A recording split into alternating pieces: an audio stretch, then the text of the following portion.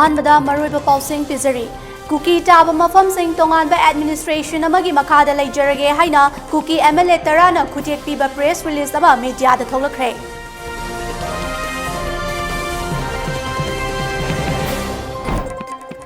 कांगपोकपीगी CSO सिंगनसु ngarang interlocutor A मिश्रागा उनादुना तोंगानबा पॉलिटिकल एडमिनिस्ट्रेशन पीगदबनी हाइना तक्सिलखरे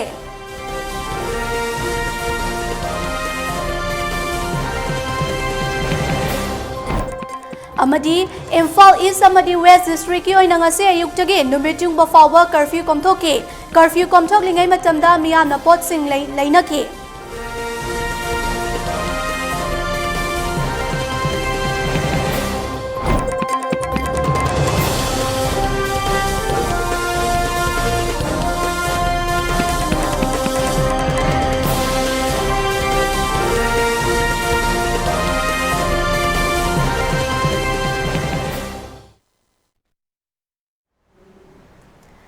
Miam Bukram Jury. ELITETV Manipuri Pau meeting Tabiri Basingbo Wangkhem Chanura na Taramlok Jury.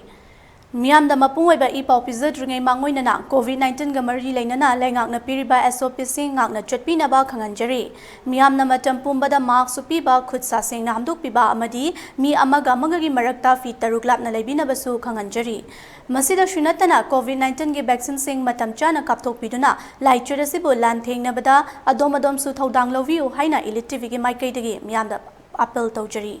hauzik mapung oiba pau miyamda sandokna pizari Manipur da leiba kuki taba mafam sing tongan by administration amagi makada leijurage haina Bharat Sarkar da aiba cherol piduna taksilagani haiba press statement ama ngasi media da thoklakre Press statement adudi kuki MLA tarana sign tori MLA singa adudi site 2 AC ge MLA haukolet kipken cycle AC ge MLA kimnio haukip hangsang Churachandpur AC ge MLA LM khote singat AC ge MLA Jinlun thang Kangpokpi AC ge MLA Nemcha kipgen Tipaimuk AC ge MLA Ngur Sanglur Sanate Tengnopal AC ge MLA Letpau haukip Henglet AC ge MLA Let Jamang haukip Saikot AC ge MLA Paulian Sel Haukip Amadi Thanlon AC ge MLA Vungjagin Valteni Vungjagin Valteri Hojik Delhi da laying duna lairibana atopa miyoi amana sahi tauri Makoina fongdokpada handak May 3 dagi hauraga thokiba irang aduda kuki community ge members sing dagi hauraga MLA bureaucrat officer minister police officer amadi icham chamjaba miyoi singe lantum amadi yung kai mai thadoktuna amangata thoganke Matamduda hojik lairiba lengak asina tumina leiki masila shunatana church samadi atai property kaya amaso mang takhanke maram asina hariba kukina namna khundariba mafam sing asige oiba tongan ba administration amage makada leiduna Manipur gi yumlona ba moina leijarage haiba wafam center da taksilagani haire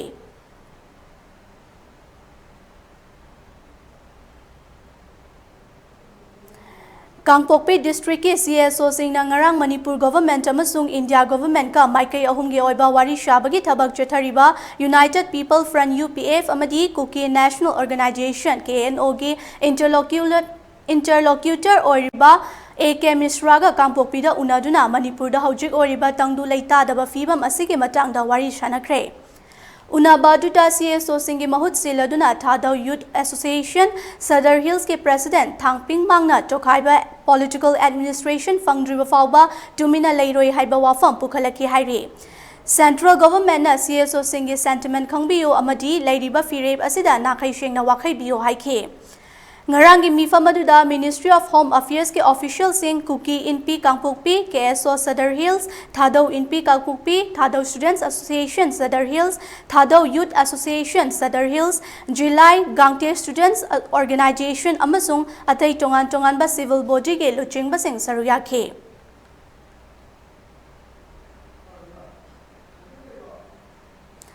Ngasi so Imphal East District amadi Imphal West District ta ngaranggung ngasi ayuk pung 5 dagi numitung ba pung 12 fauba curfew komthokhe masigi mathakta Kakching District ke oinasu ngasi ayuk pung 5 dagi numitung ba fauba curfew komthokhe curfew komthoklingai matamda miyamna potchai ansang na pilai ba thokna rakhe masigi mathakta lambi sorokta gari seng chena khibaga loinana maroi balenga ki loishung kaya su thong hangnaduna thabak tongna khe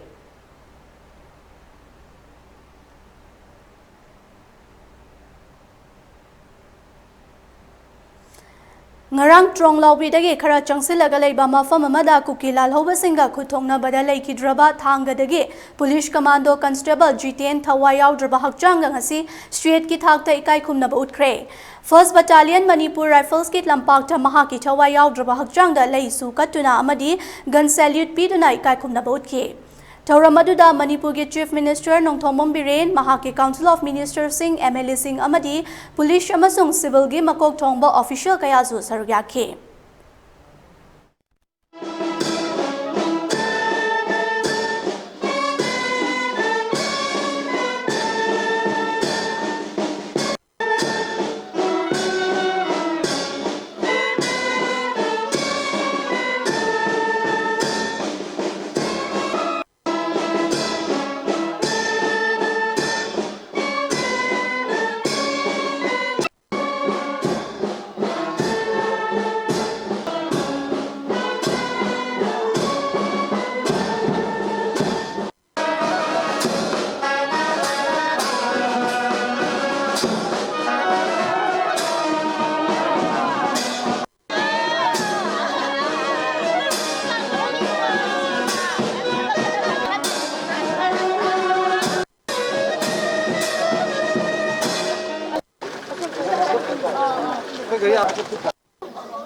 फौरन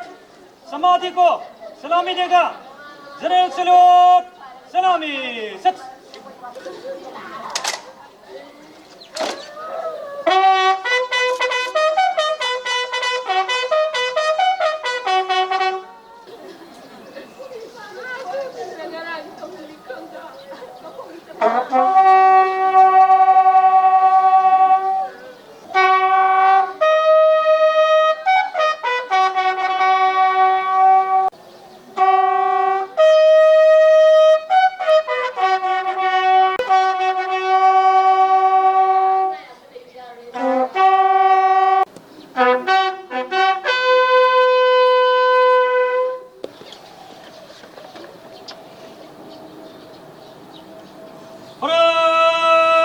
खड़े खड़े एक round हट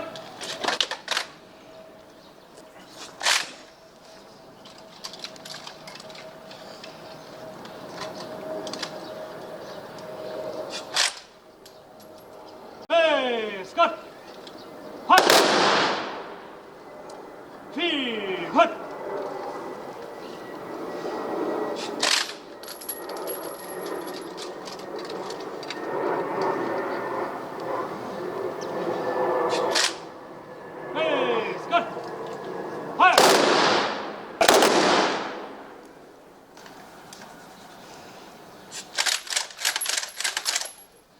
फौरन बाजू सस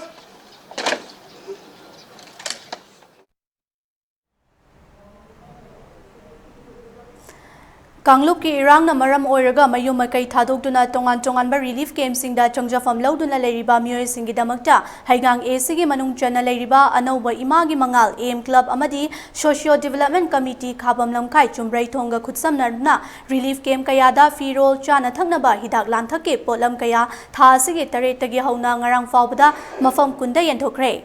Mafam kunda sigi manungda fibam khara hena sogliba Leitan Pokpi Relief Camp, Tairin Pokpi Primary School, St. John Chirang Youth Club, Saiton Nganu Kon, Saiton Awang Lekai amadi Kautruk Apunba Youth Club ta hangliba Relief Camp sing yauri.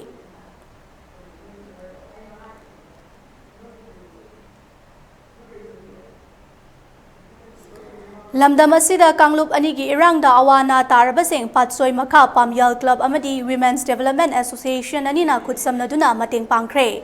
Hauzik Manipurda oiragliba fibam asida ching amadi tampaki mafam kayada mayum makai mai na tumna chakraba amadi mayum makai hundoglam laga chelakraba kadangban mayang langjing amadi lamboi khonang khongda yarek tuna leiriba singda patsoi makha Pamyal Club amadi Women's Development Association anina khutsamnaduna mioiba amana nongmada changdaba yadraba chanaba firol amadi ching hawai thumthau na chingba kaya mafam aduda yarek tuna leiriba singda awaba kharadang oirabashu kok pangamna ba haiduna mating pangbagi thabagasi paikhat pani haike Makhatana Patsoi Makha Pamyal Club ki Vice President Thonga Mocha Maitena Phongdokibada lam dam mamangai matamda ching amadi tam khaidoktuna lam machet ama fawba mangba yade kaiba yade haiduna lauraga lakibani amadi lam damasida leiriba yelhomi oriba mitai maitai asibu kandaba yade haina phongdorakhe irangda akhoi mayum makai maina tumna thadupi khraba amadi masamanausing kaina khiba kaya amaju kem jingda yawi lamboi kunangungi mafam masida natana akhoi kadang banda amadi ate arap mafam jingde akhoi ngasi dagi hauraga leptana dum nongini leraga praja jingdagi lekai dagi cheng sa mana angamba hiron jing amadi jana thangnaba amadi paisa na chingba mayam jing achi akhoi even ising bawa akhoi lekai gi water supply scheme lagi lekai alaman mayam donate tawiduna ising jo khoi wat na marak ju lakani ngasi jo khoi ising thajari hajining wafam di akhoi gi kanglai pak manipur iramdam asi akhoi gi mangda laiwe khraba ipa ipu kayana hawaiga haksanga sinaduna iramdam asi singtam haibasi khaidoktana iramdam manipur gi akhoi lam machet ama phawba mangba yadi kaiba yadi haiduna ngasi phawda ngaktuna lakhibani puarida maramaduna akhoi pamyan gi pasoi patu makha laikagi club amadi maira pabi ima ibel jingnasu akhoi masi lepsa gani matam khudimakta yelawmi maitai samaj amadi maitai society iramdam asi kidamakta akhoi hanba leitana thengnagani haiba famsi thamjai Khwai Brahmapur Women's Development Committee amadi Uripong Nupi Apunba Loop anina punna khutsamnaraga laibak asigi awaba taraba relief camp singda chatuna mating pangkhre haina Uripong Nupi Apunba Loop ki President P J Srina phongdokhre wafam asi ngasi Manipur Press Club da pangthokiba paumi singa unaba amada phongdokhibani mahangna makha takibada relief camp hangiba mafam kharada ising fangdabagi awaba kaya ama mayongna hori loinana Kumbi Awang High School amadi Kumbi KGU Hall da hangiba relief camp singda relief material sing awat pale hori Nakalamaromda Senjam Kunau hariba mafam asida relief camp leitabana lekai gi miyoi singna masagi jaga sing ngak senduna lehori Asigumba manung hanjin mamafam singda awaba taraba singbu atuba matamda mari leinaba authority na Jackson Thorang lokhat piduna awat pa pochai sing pivi na ba appeal tawrakhe थोगलेबा थोगदोसिंग असिदा रेलुकी मतेंग मयाम अमा पांगजखी बा मफम अखोइना सचरुबा सिंगसिदा याम थिना Baba government की मतेंग फंगदबा अखोइना पांगिबा pot खरदुना sufficient ओइदबा खुदमोइन हारबदा कनो relief camp सिदा मोगी सानबा थकनबा फिरोलगी हिताकी यामना अवाबा अमा लेहौरे अदुदा नतना के मोगी पुंबी की मफम अमदसु रिलीफ कैंप अमसु लेहौरे अदुदसु रिलीफ की मतेंग सि इफंग फंगदबा अना सुंबा मफम अदगी खुदमोइना अमगा मो हाइजागे पुखावरोमदसु यामना इसिंग बाव फंगदना मोइसे खनाव नाबा अदगी लोक लाइहौ तौबा खरानी थंगनरगा ओइदबा अदु रिलीफ कैंप सुआंग हांगदबा अदु मोइ नुपांगैसिना लोइनामा अखोइगी मफम हाइतार एफेक्ट तौ मफम सिसदा मतेंग पांग सखरगा नुपीसिंगसिना याम वाना लेहौवेबा करी लेगे हाइबदो मरी लेनबा डिपार्टमेंट सिंग संगागा येंगबिरगा यौहनजनिंगी लोइनाना मोइगी दरकार लेबा खुदिंगमक्सी हंगबिरगा मतेंग सिंगसे पांगबियु हाबसी अपील से अखोइना लुप अनिसिना अखोइना तौजनिंगी अदुगिदमक्ता अखोइना ngasiगी प्रेस मीट से सिंजाबनी Paugi Marathana Atenba Bire Matang Lominasi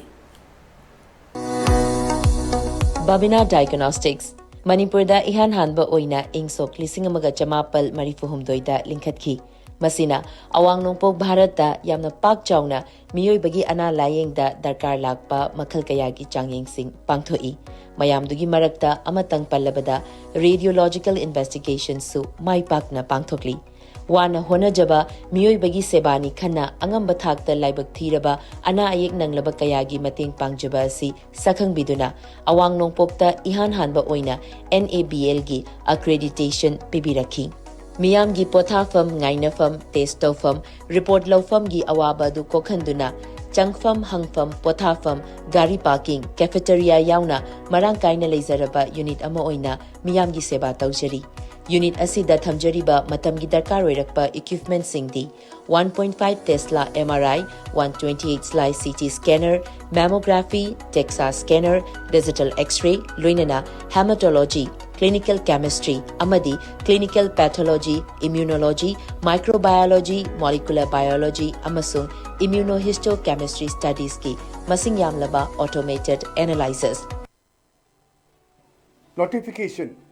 In continuation of this office notification of event number dated 5/5/2023, it is hereby notified for information of all concerned that meeting of the board's officials, head examiners, assistant head examiners, assistant head examiners, and examiners, government and private school will be held at the office of the Board of Secondary Education Manipur, top floor, for the subjects given against dates and time. 11/5/2023, Thursday, morning 8:30 am, English Match. 12/5/2023, Friday, morning 8:30 am, Science, Social Science. 13/5/2023, Saturday morning 8:30 am, Home Science, MIL, optional subjects. The updated list of subject-wise examiners, government schools and private schools can be seen on the notice board of the BOSEM's office. And the issuance of curfew pass for all concerned related to the evaluation work has been initiated to the government of Manipur by this office letter number EX36/73 Vol 4/2023 dated 8 May 2023. SD Dr. S. Magijau Singh, Secretary, Board of Secondary Education Manipur. Welcome you all to UNACO School Channel Imphal East, an exclusive co-educational residential school located on a sprawling 50 acres campus just 24 km away from Imphal city. The school will be affiliated to CBSE New Delhi. Academic session will begin on 1st April 2023 for classes 4 to 8. Registration come admission open for 2023 and 24 session. Break matungda mayam butaram nokchuri makata pausing pizari. Lamdam sigi thogliba irang asida punna miyoi hufu drama thoilai kitre haina security advisor to CM Kuldeep Singh na phongdokre. Wafam sing ase CM secretary ta pangthokiba paumi singa unaba amada phongdokhibani. Mahakna makha taraduna thogliba irang asi laksinaba yamlaba police personnel army forces yauna ngak senbaki thabak chathari. Police station kayadagi munkiba khutsu khulai khara makai pisilakle adumapu watlibasing atuba matamda pisila u haike loinana thokiba irang adugi matangda ngasi fawbagi ba report sing piraktree. So this is the situation. The death figure is approximately now 71. Out of that, due to that balance, it was 41 and no further addition was there. Though 3 people were found yesterday in beyond Chanura, who were the PWD laborers who were coming from there with vehicle. So vehicle and 3 dead bodies were found in a ditch 300 meter deep. So whether it was an accident or something else happened has to be probed and is being probed. Yesterday there was an incident in which some militants fired. There was exchange of fire between the commandos, Manipur commandos and the militants, in which one commando, actually 5 persons got injured, 6 persons got injured, 6 commandos got injured and one of them got martyred. Another incident took place in Torbong, Bangla village on the borders of Vishnupur and Chanura, where 11 persons had gone to collect certain items from their burnt houses. During that time, some militants attacked them. They fled. 8 of them could come back to BSF camp. 3 of them are still missing. Massive search operation with Assam Police, Assam Rifles and BSF and CRPF also was launched, but we have not been able to find them out till yet. So these were the 2 incidents of yesterday. We have approximately 62 companies of force now deployed in various districts, and we are now concentrating more on foothills and those places where there are mixed populations. The road from Nagaland side to this side for convoy is still under talks. One convoy came day before yesterday, but yesterday convoy could not come because of certain people blocking the road. Talks are going on today also, and we are hopeful that it resolves. Otherwise, Jiribam road is being explored to be used for bringing the supplies. Today, which I also could not see, but I heard that the other day I had mentioned that 60% of the deaths are due to drug menace, which is incorrect. I never said that. This is some misunderstanding in that. I had said that only 41 deaths are due to violence. Other deaths are due to other causes, including sometimes some person dying because of drug overuse. That was the only sentence I used, and today I am confirming that. Inspection of their camps has been held, and during inspection, there in very many camps, less number of shoe cadres were found, while arms generally were found to be correct. In 2 camps, some arms were also not found. So the details are being examined. Leibaki oiba achoba irang ama thoglaba matam asida miyambu ngak sengani haiduna leiriba lengak asina miyoi kaya asiana yauraba fawba tumina leisinba thawong yaningde haina yenkhuman-dagi elangbam ongbi sapanana phungdokre wafam asi lamdam asigi thogliba irang asida lanjelaktuna khuraida leiba Sri Gauro Govinds Girls College ta changjafam lauduna leiriba miyoi sing unaruba matamda phungdoklakpani Mahang na makadana phongdorakpada ikaw yenkhuman gampian hariba lamsing asi kuki na question na taba mafam amani asigumba jaga sing asida kuki lal hoba singna maitai singda nongmai kapsilakpana chingba thawong kaya ama chethaki adumapo mafam duda tariba police singna karishu tawba ngamde makoina pariba khulai asiga lanthengna ngamloi haiba wafam phongdorakhi hairi Police na fawba changba ngamdaba jaga sing aduda micham miyamna karamna changduna leiba ngamgani leiriba lengak asina Khudongchadaba kaya asi yengduna lengak asigi tungkoiba fawba thabak thoram paikhatpiyo haina appeal tawrakhe Khula somdagi manung lomdagi kuki na haron mayam ama gari thawtaraga uwa maitai halaje maitai gi yum mai tharaje haraga ekta khangudabida ikawariba khonjeda nongmai kapsanba bom nangjanba mai bung haurakpa makonje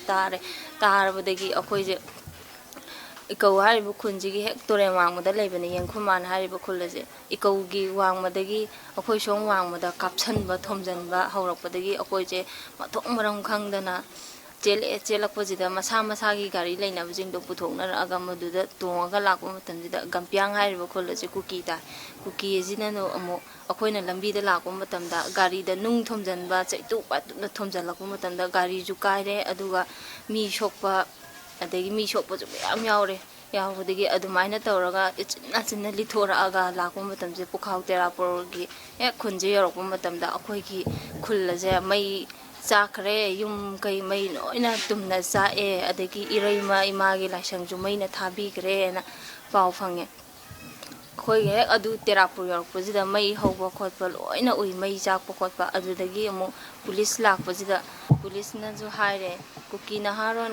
gi khulai di matik chaba ngatani akhoina moiga lanthengna bangamaroi akhoi gi khulai jiga moi khulai jiga matik chade akhoi ngamaroi noi nasa hingnaba chelo haraga chelakpajida sagomang police station manungjida akhoi leina nongalapajida Isa ani ju yauri ai ipamje pukhaw terapur hariba ipamjidane nongalakpajida khara phagadra haraga terapurjida changaga angangjingja ngarangdagi chak charaktribina chak chakhom tang pijaruji haraga terapurjida amuk lakpa matamjida hek yorokpaga chak yaiba horokpadagi amuk mai haunarakpa adagi mai chaklakpa nongmai makhon bom makhon tarakpadagi akoije amuk leiba yadadana sagomang tamna amuk lakpajidagi amuk kaino palo tingjin bawa kuki na haro na yomjalaga leigre aduna sagomang jida leiba yaroi sagomang jida leiba ngamaroi hairaga akoije amu mai gari kaino taunaraga lakpudagi sigi khurai sajor laikai jida changjafam piraga ngasi bawa watta padabida chaba thakwa walandabida ngasi bawa leiri maitai gi yum tumna sae maitai sokpa yaure adagi samaina irang asuk chauna thoaga sarkarna tuminna leibigi je yamna pende yamna ju nungaite nungdaram pung mari makhai manga daidagi irang ghara tawnare e haina khoise angangsing ji pisak pi ibamna haidi irang thongna bina angangsing ji mama mapa oibo khoi chaji soi ki dare chaji kausan khochalaga chak sakhom tangji chaba nangbari ngena khoi chak thongi ko adu nangdre sumda khoi nakanda jumai thaba hunare na chelaga khoi nakanda jum building am lei adu lei bana pharani mayam singse loina hainara kanda da leire kai da ko leiba matamda pung mapan tara dai tarak matamda jum mây thare cookie naharon sing sinago zoom mây tharak padai nong mây kapa adagi bom langba khotba sumai ne am drok pada ko isa jing ji ga thakatna yam wana le ko isa jing ji pisak pisak bi bani na sok thana bai koina lai ba yum ma pham da mu lai sang so nang nei idau mai ngak pa le ba lai sang ji da nong thom jan ba thuga ai ba adagi koina lai ba zoom du gi get nam khairak dana nong thom jalak dana chayu utuk batup tawdana nam khairak dana moi si chang doi tawe ado khoi lai kai gi nupa mayam taroga ngak po khot pati kitang phagare adum matam da sipai khatang lag jara madi khara su phado ama pos lag tre ade koi si lai ram matam da jum nakan da jum se mai mari thanarak pada gi di lai kai gi nupa ji su ya buana khange khoi nupi angang mayam lai bani na sai ji dang pham si da sok tra ga di koi lai kai gi mi sing ji dang mapan da thok khara di sipai gi do or su police ki do or su sim pham cha bam tang lai khara di na kalaga ngakna re nupa sing sin Amaromda relief ke manung asida leiriba angang sing NHS na sendona lairik takpi tambibage thabak chathaki hiramasi gi matangda NSS ke program officer Dr. Mangsa Tamam Sumatina asumna phongdorakhe Harakanda Toglaliba Iransi Kangaudana Tolok Bataudo Watok Amakak Oi, Masi Equegi Marakta, Purup Masen Singi Marakta, Equi Homina Yelhomi or in the Leminara Abba, Zahi Saki Amapan Minaraba, Equi Marakta, misunderstanding Nemasi, Sarkar Masung, Hosiki Irang Tauriba, Masung, Praza section Punamaki, Adugumba, Equigi leaders sing na Pasana Gyanta Virakanda, Equi Amatani, we are one Hiba, Equi unitedly we stand Hiba, Pandam to the Leminarakanda, Husi. Tangdu laita da bathoiba asigumbasi waroishina makak pubiraknaba amang da santi hagi paujena makak mayamna aikoina thamjarakanda asigumba irang asiloishnaba sarkar gi maikai dagi su yariba khai negotiation tawbiduna yamna peaceful oiba leipak amakak oirakanda chaukhatpa aduga nauna horaiba angang singse asida su aikoi gi phachaba education ama piraga makhoida su aikoi amatani haibagi pandam amakakta asigumba ill feelings mayam amakak makhoida leiriba tension, Makoida Ladiba stress, Akiba, Moida Labor trauma, Mayama Kakse, Irangzina Madam Oiraga Tohalibise, Tung the Horeba Naharon Sing Sida, Asigumba Makogi mindset, the Latana, Yamna freely education, Namakak, Tauhan Bahabadua, Masi Aina Pamza. Lamdamasigi tambakta leiriba maitai singna tringe jagasingda leiriba maitai singbu ngakpi senbiba laklamdrabadi pukhau hariba mafam asi ut oina olamgani haina awang nongpok nupi lamjing loopki General Secretary and Bimotana Fongdokre. Wafam asi Major Kulda leiba Manipur Press Club da pangthokiba paumi singa unaba amada fongdokibani mahakna makhatana fongdokibada hojik thogliba irang asina tringe jagasingda khundariba maitai kaya chaba thakpa khangdana lanjena duna leiri. Asigumba Togliba Irang asi Naxian Bangamnaba Governor Gi Kutangda Prime Minister Yohanaba Memorandum Amasu Kutsina Kre. Togliba Irang asi Makata na Toktanaba Lengang na Ningtina, Naxian Bio Haina Apple Toki, Loinana Togliba Irang Sigimatangda Wafam Kayama Fongdoki. Ikaw, Yangkuman, Marian Pat, Laitan Popi, Hariba Kun Maria Sida, Ahing Amada, Away Hoki Batang, Ahum. Amasung marigi nona ba ahinda landarakdana aikoi mi mansang kaya amatum na mai jaki sasan kaya yauki phaugai jangai kaya yauki gari masa asoki mati loinamaktum na mai jaki aduna mi paireba imai ben aduga tongan ba akhoi mafamda khundari ba nupi angang kaya no urau tharau tawdana chenthongna rakhi asigulaba tamthiraba sajat asi miyoibagi nature natte masidi tasengna tumlingai da landa ba haibasi akhoi pangdabagi research ni haina dawje air 22 Assam rifle lae laaba matamda akhoi kanbirani haina khalui adubu makhoi leina khut thadrabanina adugumla Assam rifle sing aduna akhoi gi damakta singakpi senbigani haibasi akhoi thajaraktaba matamni adugu loinena hauji ngakpi senbiri batang taruk da thabi rakhiba 18 air asina hauji akhoi gi protection gi tongan ba akhoi thorang si lokhat bidana imai ben mayam pumna akhoi gi village gi tongan ba side amada go bire corner amada akhoi khuding mak nakalani mangak se gani aduna akhoi khuding manakalani animaki yaifana honagani haidana thajaba pibiba hauji tongan ba combing operation tongan ba militant sin lofam thugai bidana akhoi thawai khubak ta haptana adugumba akhoi gi nakhoi ahing tummo akhoi leaga charaga nakhoi gi damak leirage haidana ngak piriba air 18 busu thagat ba phongdok seri nimitugi akhoi na thak matungi nimitugi akhoi tang mari sida tongan ba अखोगी Manipur की तंपाक लेरी इसिलिनाउ सिंगना अखोई लामदब थोअबा खुद खोलाई पाइदना नोंगै मुंदना तोंगान तों मफम सिंदेगी मणिपुर की जगह खुदी ममिंग पंड्रगसु मदुना अखोई अवांगलम सोकप यारोय अखोई इमाइबेन कन्नब यारोय हेब लोइनना गाड़ी मसा थौब कया अदुगा मागी गाड़ी लेपनाइदना अखोगी thousand मियाम Cina ngak palak piram daba taraba ngasigi pukhaw ut oina akhoi pura lerumgani mi kaya sumom khamgi mathakta gi hiplumgani asugum lab sakta masibu democracy chatpa laipak asigi niti niyom la aduna akhoi na lainga asi thamjaning badi hairiba asugum laba sathiraba saktam sing ase akhoi uhanba pamde militant sing se akhoi makhoi landaraga akhoi phurup ani nakalani ma wahanba haibasi pamde akhoi shanti pami chahi ama ani corona na maram oiraga akhoi tangdu laita dre haujina landa lanjenare ahing tumpham chapam khangdre icha iwa kaya ma khut khulai pairaga ahing kaya tumdana makhoi bungak sengadoribano Gamari Club Chanam Sandrok Amadi Funal Maring Village Authority Anina Sindana Communal Harmony and Peaceful Coexistence Cyber Team da Gamari Club Chanam Sandrokna Thadoropa Chirolamana Fongdorakli Wafa Masing Arang Waito Funal Maring Kunjaugi School da Gamari Club Chanam Amadi Funal Maring Village Authority na Pullaga Communal Harmony and Peaceful Coexistence Cyber Team da Interaction Program ama pangtokhi Program adu da Hairom Dhamendra National Awardee Mutum Ajit Kumar Maitai General Secretary Gamari Club P Meva Maring Chairman Funal Maring Village Authority Amadi Atai members Singsu Sarugaki Interaction Program aduda Funal Chingi Akoibada Kundaduna Leiriba Tongan ba Jati Singi Marakta Mahausago Machin Mana Oibagi Thazanaba Nungshi Chanana Laiminasi Haiba Wafam Singasi Fongdoki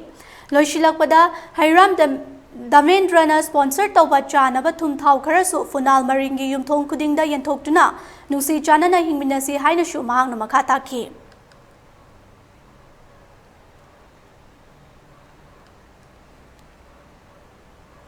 ELITETV News Channel asigi oina miyamna email gi kuthangda ipau thabirakpa matamda email address info@elitetv.in da thabiraknaba khanganjari masida shunatana ELITETV da ipau faunabigi oina phone number 9402890982 da ipau faubiraknaba khanganjari miyamna su ELITETV gi YouTube channel Facebook page Instagram amadi Twitter da su follow tobinaba khanganjari Loshilakpada Maruiba Pausing Amukana Pizari Cookie Taba Mafam Sing Tongan by Administration Amagi Makada Lajarage Haina Cookie MLA Tarana Kujek Piba press release Ama Media da Togakre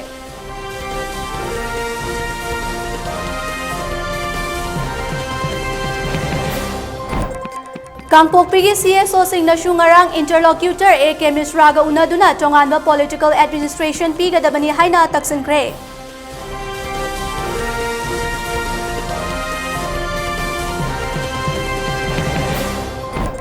Amadi Imphal East Amadi Imphal West District ki oina ngasi ayuktagi nomityung ba fawba curfew komthokki curfew komthok lingai matamda miyamna pochai sing leinaki